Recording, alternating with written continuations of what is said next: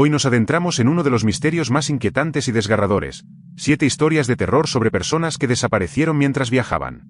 Prepárense para escuchar relatos escalofriantes de viajeros que partieron de casa con destinos determinados pero nunca llegaron a su destino, dejando solo preguntas sin respuesta y familias desesperadas. Exploraremos casos reales y llenos de suspenso, mostrando cómo un viaje cualquiera puede convertirse en un misterio sin resolver, donde cada pista genera más preguntas y el miedo a lo desconocido se apodera de todo. Así que, relájense, comprueben si alguien sabe dónde están, y comencemos este escalofriante viaje. Y antes de que desaparezcan ustedes también, aprovechen la oportunidad de suscribirse al canal, activar la campanita y darle a me gusta.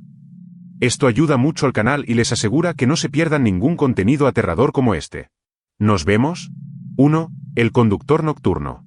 La desaparición de Amanda Michey, ocurrida en octubre de 2022 en la histórica Ruta 66, entre Amarillo y Oklahoma City, sigue siendo uno de los casos más inquietantes en los archivos del FBI.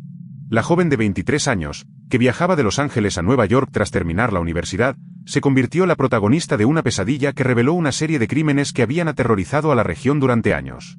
La historia se reconstruyó a partir de grabaciones de audio encontradas en su celular, registros de GPS y declaraciones de los investigadores.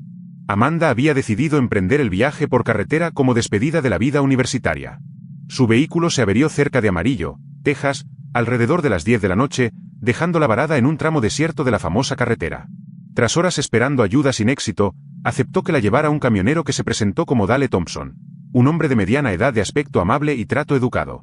Dale conducía una camioneta impecablemente limpia y organizada, con una espaciosa cabina decorada con fotografías de paisajes estadounidenses. Al principio, Amanda se sintió aliviada y segura. Dale era conversador, conocía bien la carretera y compartía anécdotas interesantes sobre sus viajes por el país. Le ofreció agua, bocadillos e incluso una manta cuando mencionó que tenía frío. Durante las primeras horas del viaje, la conversación fluyó con naturalidad. Dale le preguntó a Amanda sobre sus estudios, sus planes de futuro y su familia. Pero poco a poco, Amanda empezó a darse cuenta de que él conocía detalles específicos sobre casos de personas desaparecidas en la Ruta 66 que no habían sido ampliamente difundidos por los medios. Cuando mencionó haber oído hablar de una joven desaparecida meses antes, Dale le proporcionó información precisa sobre el lugar, la hora y las circunstancias que solo alguien involucrado podría conocer. La tensión aumentó cuando Amanda notó objetos personales femeninos discretamente esparcidos por la cabina: un pendiente de perla en el salpicadero, una pulsera colgando del retrovisor y un lápiz labial en la guantera. Cuando le preguntó por ellos, Dale explicó con naturalidad que las pasajeras a veces olvidan cosas, y que a él le gustaba guardarlos como recuerdos de las personas que conocía en el camino. A medida que avanzaba la noche, Dale empezó a hacer comentarios inquietantes sobre las mujeres a las que había ayudado anteriormente. Describió sus apariencias, personalidades e historias personales con detalles íntimos que sugerían un contacto prolongado. Amanda se dio cuenta de que no solo ofrecía viajes ocasionales, sino que recopilaba sistemáticamente información sobre sus víctimas. La situación se volvió aterradora cuando Dale se detuvo en una gasolinera aislada y Amanda intentó usar el baño para llamar a la policía. Descubrió que su celular no funcionaba, pero logró activar la grabación de audio. Al regresar a la camioneta, Dale había reorganizado algunos objetos en la cabina, revelando más pertenencias femeninas: carteras, llaves, fotografías e incluso documentos de identidad de varias mujeres. Dale notó el creciente nerviosismo de Amanda y cambió por completo su actitud. Su voz se volvió más fría y calculadora. «Estás muy tensa», dijo, cerrando las puertas de la camioneta. «Quizás deberías relajarte, como hicieron los demás». Reveló que había desarrollado un método para recoger a mujeres jóvenes que viajaban solas, ofreciéndoles ayuda en momentos de vulnerabilidad. Amanda se dio cuenta de que estaba atrapada con un asesino en serie que usaba su profesión de camionero para cazar víctimas a lo largo de miles de kilómetros de carreteras estadounidenses. Dale explicó que elegía a sus víctimas con cuidado: mujeres jóvenes que viajaban solas, sin contactos locales sólidos que pudieran rastrear sus movimientos rápidamente. Durante una parada forzada debido a un control policial rutinario, Amanda logró pasarle discretamente una nota a un agente, alertándolo de su situación. La rápida actuación de las autoridades resultó en el arresto de Dale y el rescate de Amanda. La investigación posterior reveló que Dale llevaba más de 5 años operando, siendo responsable de la desaparición de al menos 12 mujeres en la Ruta 66. En la camioneta de Dale se encontraron macabros trofeos de sus víctimas: más de 50 objetos personales, fotografías, diarios e incluso grabaciones de audio de sus últimas conversaciones con las mujeres. Había documentado meticulosamente cada crimen, manteniendo registros detallados de sus víctimas en un cuaderno oculto. Dale confesó haber desarrollado un patrón específico. Encontraba mujeres en apuros en la carretera, les ofrecía ayuda, se ganaba su confianza mediante largas conversaciones y luego las llevaba a lugares apartados donde las eliminaba. Usaba su profundo conocimiento de las carreteras estadounidenses para elegir lugares donde nunca se encontrarían los cuerpos. La investigación reveló que Dale había creado una red de información, manteniéndose en contacto con otros camioneros y empleados de gasolineras que le alertaban sobre mujeres que viajaban solas. También saboteaba vehículos discretamente en estacionamientos, obligando a las víctimas a aceptar su ayuda. Dale fue condenado a cadena perpetua sin posibilidad de libertad condicional. Amanda sobrevivió, pero nunca se recuperó del todo del trauma. Se convirtió en defensora de mejores sistemas de seguridad para las mujeres que viajan solas y participa regularmente en campañas de concienciación. El incidente impulsó cambios significativos en los protocolos de seguridad de la Ruta 66, incluyendo más estaciones de emergencia, mejores sistemas de comunicación y mayor vigilancia policial. Esta historia, basada en hechos reales, sirve como un recordatorio esclarecedor de los peligros de aceptar ayuda de desconocidos y la importancia de mantener una comunicación constante con los familiares durante los viajes en solitario. 2. A parada de descanso. En julio de 2018, la familia Lambert, Mark, Elise y su hija adolescente, Camille, decidió emprender un viaje por carretera por la campiña francesa, desde Lyon hacia los viñedos del Valle del Loira. Al tercer día de viaje, con la puesta de sol y la estrecha carretera cada vez más desierta, Mark sugirió parar en un área de descanso que aparecía en una de las señales de la carretera de 943. La parada no era como las demás. Parecía vieja, con poca luz, con un pequeño edificio de hormigón que albergaba baños y una vieja máquina expendedora. Ya había un solo coche aparcado allí, un sedán gris con matrícula belga. Estaba increíblemente silencioso.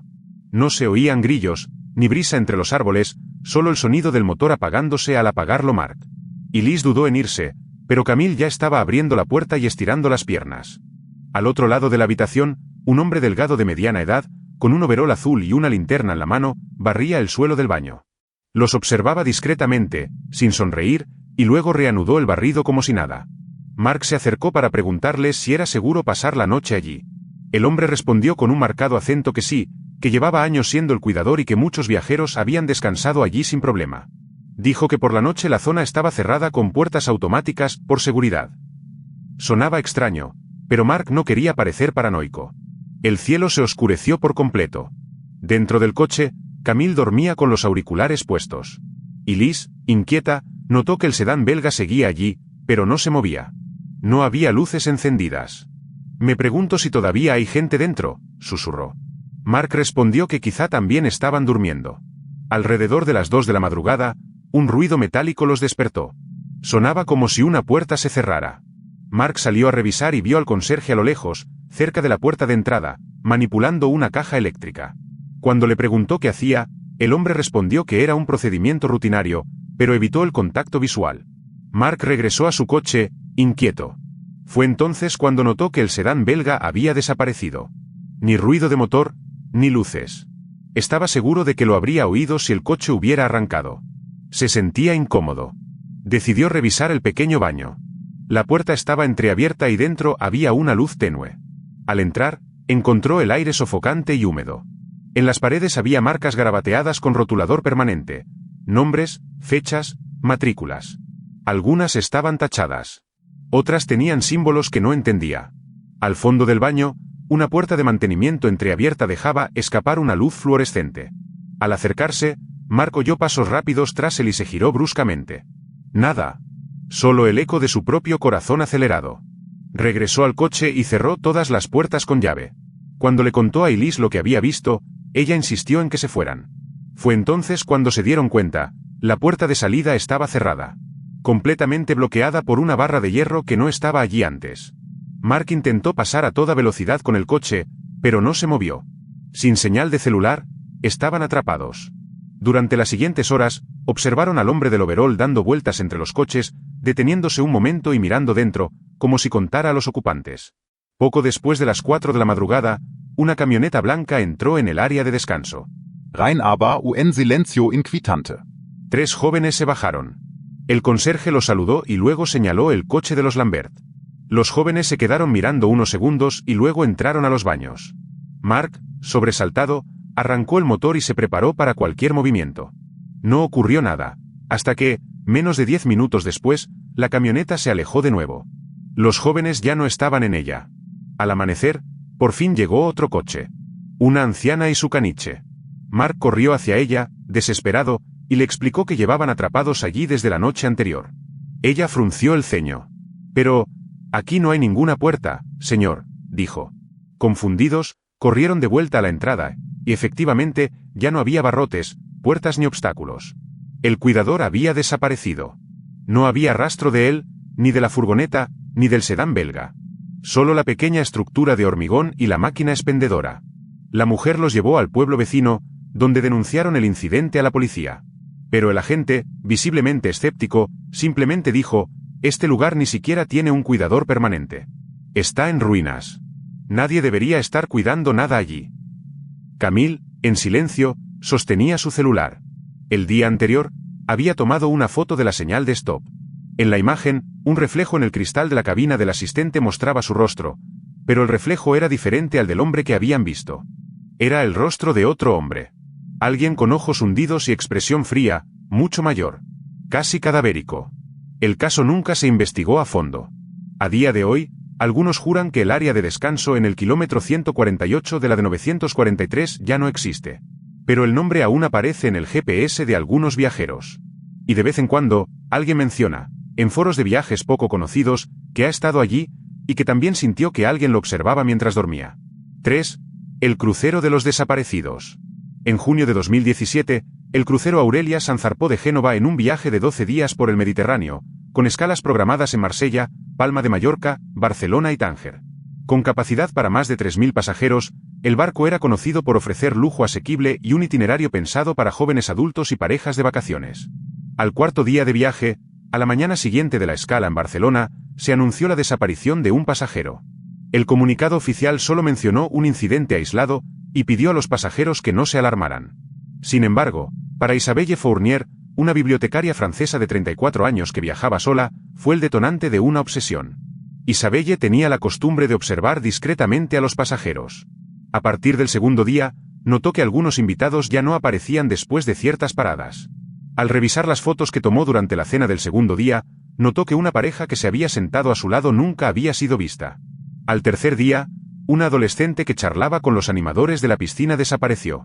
Y ahora, la supuesta primera había desaparecido. Discretamente, buscó a los miembros de la tripulación para preguntarles si era común que los pasajeros desaparecieran. Las respuestas fueron evasivas. Algunos evitaron la conversación, otros sonrieron nerviosamente. Solo una azafata filipina llamada Lie dejó escapar que este era el tercer caso en esa semana. A partir de entonces, Isabelle empezó a observar los rostros de los pasajeros, a crear patrones y a registrar horarios. Se dio cuenta de que todas las víctimas viajaban solas o con muy pocas redes sociales. Jóvenes, discretos, y a menudo, sin redes sociales activas. Todos habían sido vistos por última vez después de cenar en el restaurante de la Cubierta 7, una zona supuestamente exclusiva, pero a la que solo había accedido tras preguntar amablemente. Fue entonces cuando notó algo aún más extraño. Entre los tripulantes había un hombre que nunca se cambiaba de uniforme. Siempre vestía el uniforme blanco del equipo de seguridad, incluso fuera de servicio.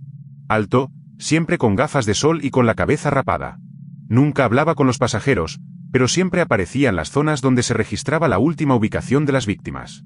Con cierta insistencia, Isabelle consiguió que Lie le mostrara la distribución interior del barco. Había pasillos técnicos a los que no tenían acceso los huéspedes, nada inusual. Pero también había una sección llamada T5, conectada al casco inferior, sin ningún uso específico. Lie comentó que era una especie de almacén abandonado. Oficialmente, no existía.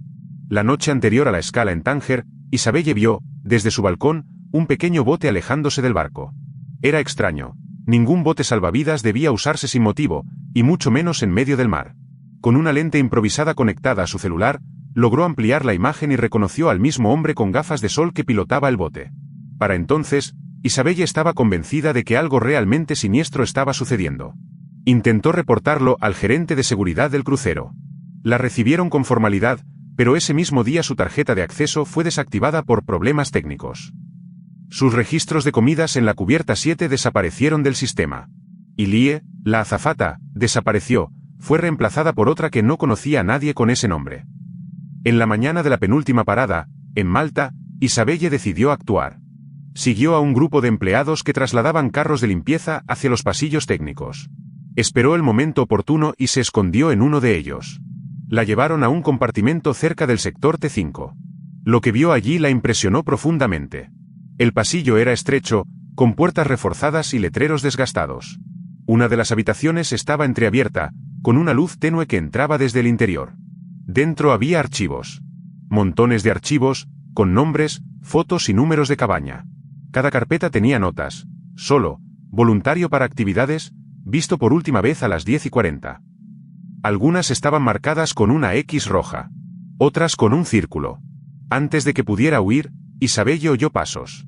Se escondió en un armario de herramientas y contuvo la respiración. El hombre de las gafas de sol entró, hablando con otro tripulante que ella no conocía.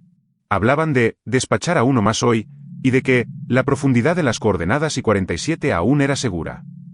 Tras su partida, Isabelle regresó corriendo a su habitación y pasó horas intentando enviar las pruebas por correo electrónico. Sin éxito, la señal de Internet se había desactivado temporalmente. Al llegar a Génova, fue una de las primeras en desembarcar, casi saltando por la escalera de evacuación. Presentó denuncias ante las autoridades locales y la Marina italiana. Fue ignorada.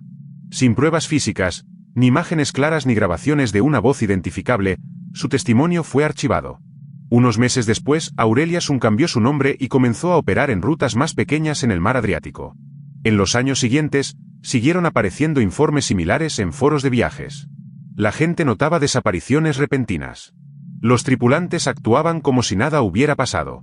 Y, siempre, el mismo tipo de comentario: fue un crucero maravilloso, pero algo no iba bien, como si nos estuvieran señalando para algo. Hola a todos. Las historias de personas desaparecidas viajando son escalofriantes, ¿verdad? Si disfrutan de estas historias de suspenso y misterio, tómense un descanso, suscríbanse al canal y denle un me gusta. Esto realmente ayuda al canal a crecer y me motiva a seguir trayendo más contenido escalofriante. Ahora, ¿volvamos a las siguientes historias? Aún queda mucho misterio por delante. 4. La estación de tren fantasma. En el verano de 2019, 5 mochileros decidieron cruzar Europa del Este en tren. Eran 3 chicos, Daniel, Hugo y Lucas, y 2 chicas, Eva y Noora. Se habían conocido en foros de viajes y se conocieron en persona en Praga. Juntos, se dirigieron a Viena, Budapest y finalmente, a la campiña rumana, atraídos por rutas poco exploradas y paisajes olvidados por el turismo de masas. Esa noche, esperaban tomar el último tren a la ciudad de Sighiora. La estación donde se alojaban, llamada Zioraneni, era pequeña, con solo 2 vías y un sencillo edificio de ladrillo casi abandonado. La mayoría del personal ya se había marchado cuando llegaron, excepto un hombre mayor con un viejo uniforme de la compañía ferroviaria que se presentó como Georg, el jefe de estación. Georg los recibió con amabilidad, pero con tono severo. Les dijo que el tren se había retrasado indefinidamente debido a un deslizamiento de tierra y que no llegaría esa noche. Los 5, ya cansados y sin internet para buscar un plan B, aceptaron la sugerencia del anciano: dormir en los terrenos de la estación hasta la mañana siguiente. Los condujo a una habitación trasera equipada con unas colchonetas, una pequeña estufa y una tetera vieja. Les aseguró que sería seguro, que la zona estaba tranquila y que él mismo cerraría la entrada por precaución. Al principio, el grupo se lo tomó todo como una aventura. Se rieron, improvisaron una cena con bocadillos de sus mochilas e intentaron distraerse con juegos y conversaciones. Pero había algo inquietante en el lugar. Ningún tren había pasado en toda la noche, ni siquiera trenes de mercancías. Las vías estaban cubiertas de maleza en algunos tramos. Y por la ventana, vieron al viejo Georg paseando por el andén repetidamente, incluso después de medianoche, como si esperara algo, o a alguien. Poco después de las 2 de la mañana, Eva notó que Noora ya no estaba en la habitación. Todos pensaron que había ido al baño, pero después de 10 o 20 minutos, empezaron a preocuparse. Fueron a buscarla a la estación. La llamaron por su nombre. Nada. El baño estaba vacío. Su mochila, intacta, seguía en un rincón de la habitación. Georg apareció cuando ya estaban desesperados. Dijo que no la había visto salir y sugirió que quizá había ido a explorar sola. La explicación no tenía sentido. Nadie saldría solo en la oscuridad, en medio de un bosque, sin señal, en una zona desconocida. Daniel quiso llamar a la policía, pero Georg le dijo que llevaban muchos años sin señal y que la comisaría más cercana estaba a 40 kilómetros, sin carretera directa. Temerosos, el grupo decidió no dormir más. Al amanecer, exigieron irse e ir al pueblo más cercano a reportar su desaparición. Georg dudó, Luego abrió la puerta lateral y señaló un sendero en el bosque. Dijo que era la única salida, ya que los senderos estaban bloqueados por mantenimiento. Los 4 siguieron el rastro durante horas, hasta que encontraron un camino de tierra y, finalmente, un camionero que los llevó a un pueblo. Allí, explicaron lo sucedido. Pero al mencionar Zioraneni, los aldeanos intercambiaron miradas incómodas. Uno de ellos, uno mayor, susurró: «Esa estación cerró hace más de 15 años. Nadie ha operado allí desde 2004». Impactados, los mochileros insistieron. Describieron el edificio, el nombre en la fachada, el viejo Youri. Uno de los residentes, a regañadientes, sacó un álbum viejo y les mostró una foto. Era el mismo hombre, Youri Pavel, jefe de estación hasta 2003, quien había desaparecido junto con 3 turistas que se habían refugiado allí durante una tormenta. Se llamó a la policía. Cuando los agentes llegaron al lugar, la comisaría estaba vacía. No había colchones, ni tetera, ni rastro de ocupación reciente. No había nombres en las paredes, ni rastro de Noora. Solo un viejo archivador en la oficina principal, con nombres escritos a mano con una caligrafía impecable. Algunos tachados. Otros resaltados en rojo. Entre ellos, Noora V, julio de 2019. La investigación no llegó muy lejos. La estación ya no figuraba en los registros operativos. El nombre Zioraneni había sido eliminado del sistema ferroviario nacional. Las imágenes satelitales mostraban que la estructura aún existía, pero no circulaban trenes por allí. Era como si la hubieran borrado gradualmente, dejando solo rastros para cualquiera que se atreviera a detenerse allí. Daniel, Hugo, Lucas y Eva regresaron a sus países conmocionados por lo que vieron. Intentaron contactar con periódicos, redes sociales y foros de viajes. Pocos les hicieron caso. Algunos sugirieron que los habían drogado, engañado o que todo era un invento.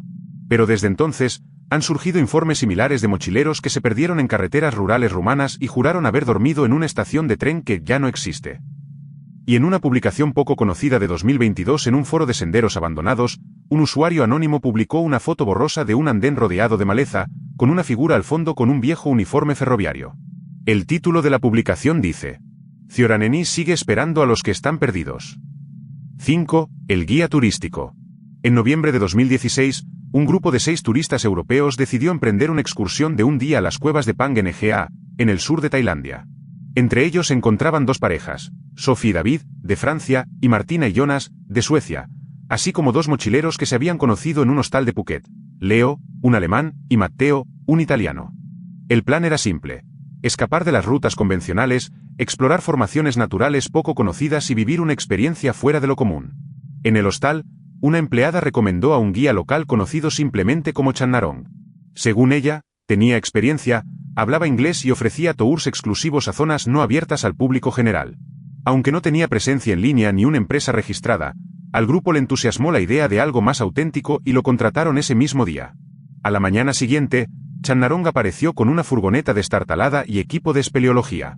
Era un hombre delgado, de escasa sonrisa, con cicatrices en los brazos y una mirada que parecía evaluar cuidadosamente a cada miembro del grupo. Los condujo a una región montañosa apartada de las rutas turísticas, cruzando caminos de tierra y entrando en un pueblo abandonado. Dijo, en un inglés deficiente, que las cuevas allí eran más antiguas y puras. Durante las 2 primeras horas, el sendero fue impresionante. Magníficas formaciones rocosas, estrechos pasajes iluminados por linternas y estalactitas centelleantes. El grupo tomó fotos, rió y continuó con buen ánimo.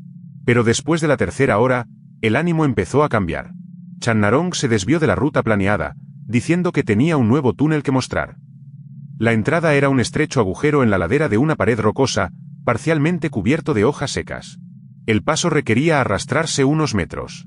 Al otro lado había una habitación oscura con un fuerte olor a humedad, sin ninguna señal de que alguien hubiera estado allí antes. Allí, algo activó la alarma de Sophie. Pidió verificar la ubicación en su celular, pero no había señal. Matteo también lo intentó, sin éxito. Fue entonces cuando se dieron cuenta de que el guía le había quitado las pilas a una de las linternas, alegando que era mejor ahorrar energía. Jonas empezó a irritarse, diciendo que quería regresar. Channarong simplemente lo miró y respondió secamente: no es seguro regresar solo. El grupo intentó mantener la calma, pero la tensión crecía. En cada bifurcación, Channarong escogía su camino sin explicar por qué. Las marcas en las paredes, comunes en los senderos de las cuevas, faltaban allí. Era como si se adentraran en una red subterránea desconocida, una que solo él conocía. Fue David quien se dio cuenta primero. En el suelo, junto a una pared, había una mochila rota. Dentro había un termo, una cámara dañada y una bufanda con la bandera noruega. El grupo se quedó paralizado. Nadie dijo nada. Solo miraron a Shannarong. Él los miró fijamente y dijo: muchos turistas dejan cosas atrás. La tensión aumentó cuando Leo se negó a continuar. Dijo que regresaría por el mismo camino y esperaría en la entrada. Shannarong lo agarró con fuerza del brazo. Comenzó una confrontación. El grupo se dividió. Algunos intentaban apaciguar, otros pedían calma. Finalmente, Leo se liberó y echó a correr por el oscuro sendero, solo. Shannarong simplemente observó en silencio. Luego se giró y dijo: quien no escucha está perdido. Continuaron durante más de una hora. La fatiga, la claustrofobia y el miedo comenzaron a abrumar al grupo. El agua de sus botellas se agotó y el oxígeno en su interior parecía más pesado. Luego llegaron a una zona más amplia, donde encontraron restos de sacos de dormir, envases de comida y una cartera con documentos de un turista canadiense que había desaparecido meses atrás, según informes que Matteo recordaba vagamente. Sofía empezó a llorar. Jonas le exigió a Shannarong que le explicara lo que estaba pasando. El guía simplemente sonrió por primera vez. Los turistas quieren ver lo que nadie más ve. Yo se los mostraré. En ese momento, Jonas se abalanzó sobre él. La lucha fue rápida e intensa. En la oscuridad, con una linterna parpadeante, Martina golpeó al guía con una piedra, dejándolo inconsciente. Sin saber cuánto tiempo les quedaba, el grupo rebuscó en sus bolsillos y encontró un pequeño mapa dibujado a mano con marcas rojas, senderos, flechas y lo que parecían ser puntos de descenso. Sin tiempo para discutir, decidieron seguir el mapa de vuelta a la entrada. El sendero era confuso, y sin la guía, cualquier sonido en la oscuridad parecía una amenaza. La linterna falló 2 veces. El aire parecía cada vez más enrarecido. Tras casi 3 horas de gatear, tropezar y sudar, encontraron luz natural. El sol se ponía. Leo estaba afuera, cubierto de arañazos, deshidratado, pero vivo. Había logrado subir parte de la pendiente y salir de la cueva por otro punto. Intentó pedir ayuda, pero nadie sabía que había gente allí. Fueron a la policía local. Informaron de todo. Regresaron con los agentes a la mañana siguiente. Pero la entrada del túnel había desaparecido. La vegetación había sido reorganizada. No había rastro claro. Ni rastro de Shannarong. En el pueblo más cercano, nadie lo conocía por su nombre, pero algunos rieron disimuladamente al escuchar la historia. Este guía cambia de nombre cada temporada, dijo un hombre. Algunos regresan de las cuevas, a otros, ya nadie los ve. Años después, surgieron historias similares en foros de viajes. Quienes contrataron guías locales para explorar cuevas poco conocidas tuvieron experiencias inquietantemente similares. Mapas dibujados a mano, desapariciones, túneles sin señalizar y la constante sensación de que se los llevaban para siempre.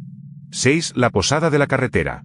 En septiembre de 2021, Lucas y Mariana, una pareja brasileña, decidieron explorar la región vinícola de Mendoza, Argentina, en coche.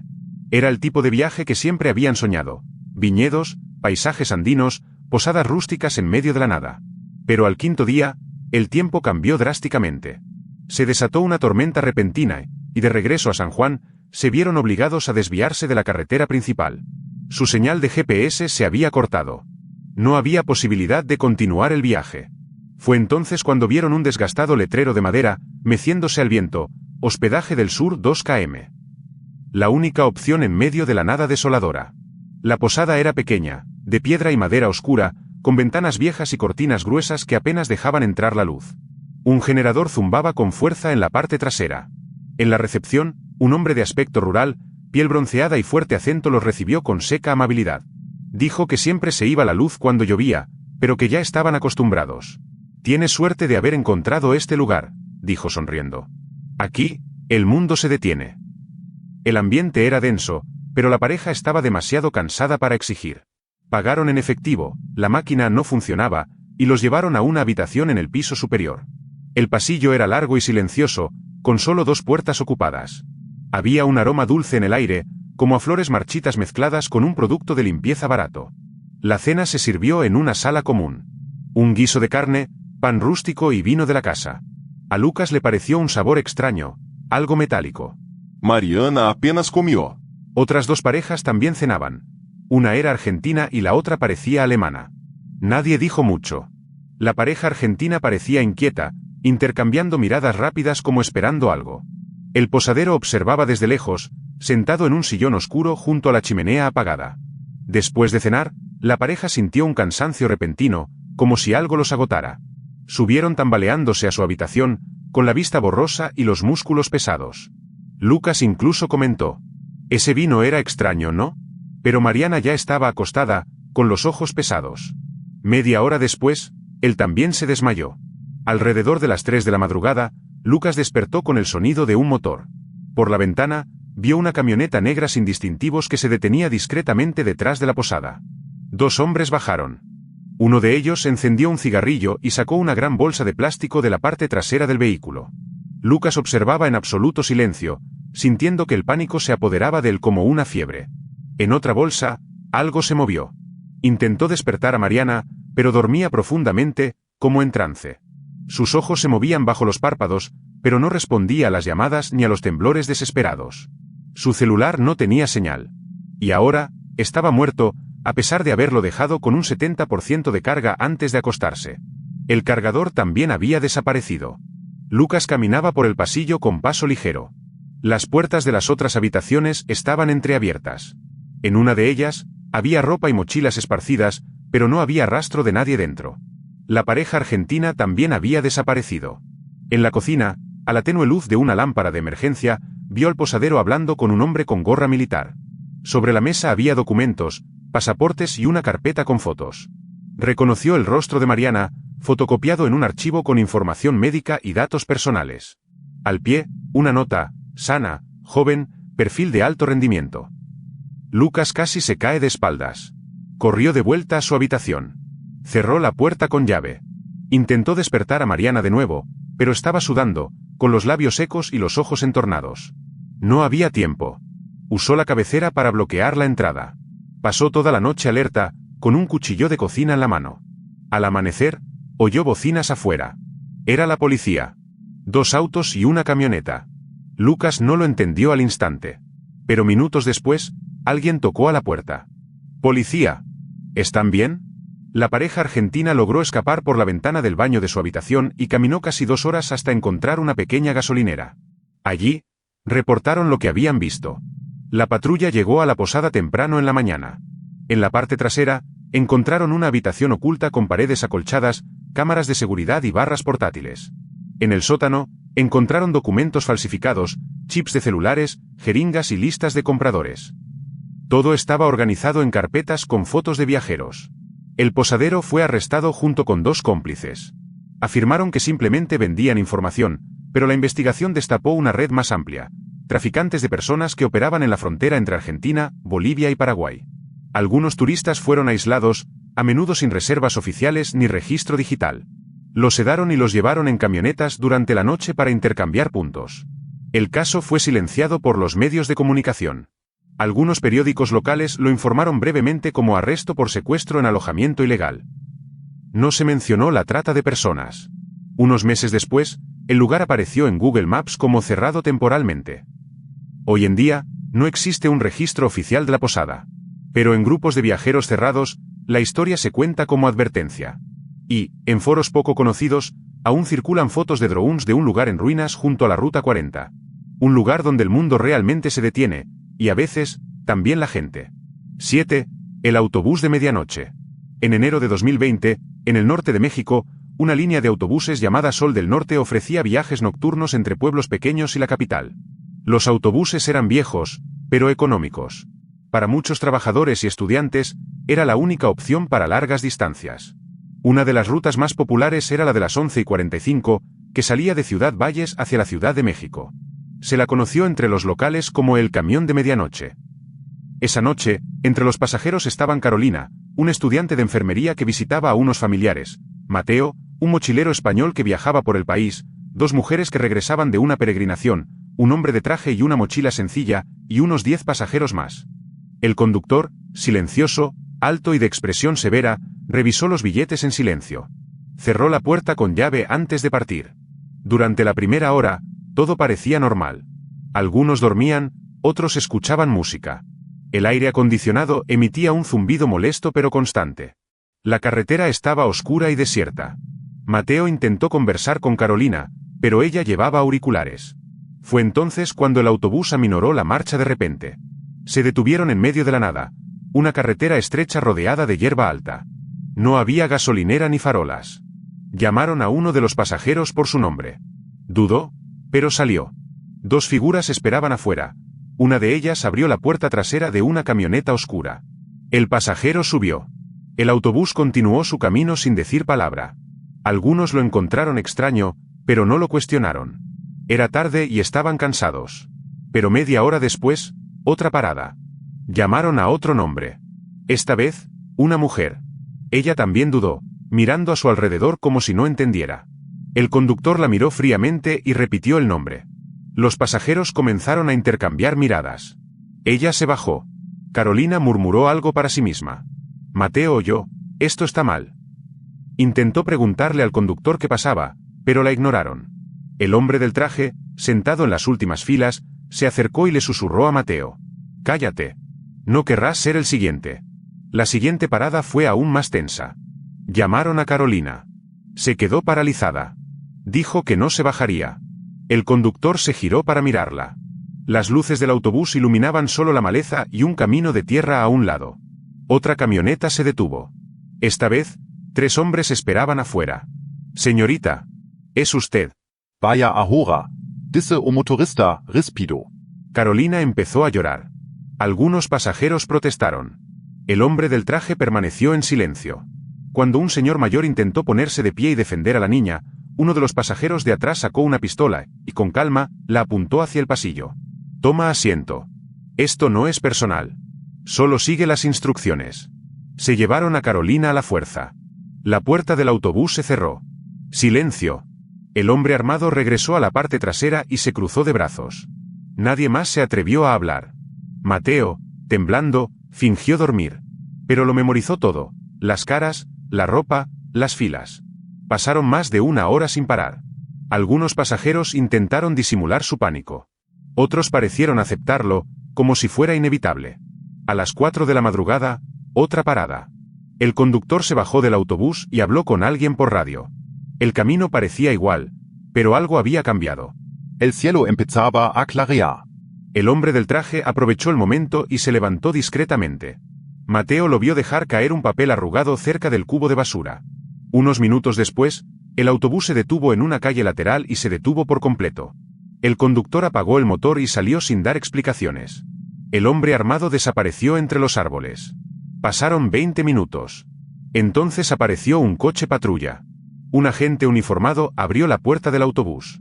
Confundidos y somnolientos, los pasajeros comenzaron a bajar. No había conductor ni rastro del hombre armado. Solo los asientos vacíos de quienes se habían bajado en paradas anteriores.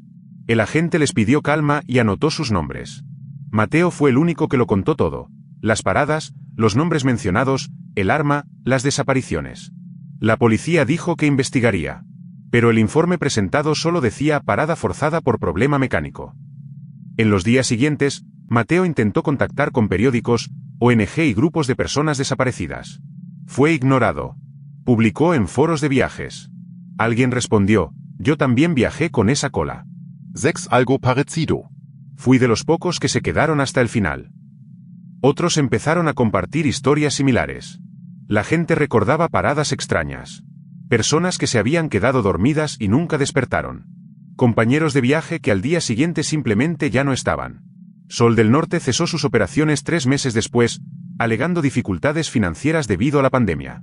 Sin embargo, investigaciones independientes realizadas por activistas revelaron que la empresa carecía de registros completos de pasajeros ni de rutas GPS precisas para varios viajes nocturnos. El nombre del conductor de esa noche nunca fue confirmado. Mateo nunca olvidó los rostros de los desaparecidos. Y aún conserva el papel que dejó el hombre del traje, con un número escrito a mano y una frase en letras torcidas. Si te eligen, no luches. Sobrevive. Y cuéntalo. Y así llegamos al final de nuestras 7 historias de terror sobre personas que desaparecieron mientras viajaban. ¿Cuál te asustó más? ¿Alguna te hará pensar 2 veces antes de viajar solo o contarle a alguien sobre tus planes de viaje? Cuéntanos en los comentarios cuál fue tu favorita. Si disfrutaste de esta inmersión en el lado oscuro de las desapariciones en viajes, no olvides dejar un me gusta. Esto realmente ayuda a que el canal crezca y me anima a traerte más historias escalofriantes. Y si aún no estás suscrito, suscríbete ahora y activa la campanita.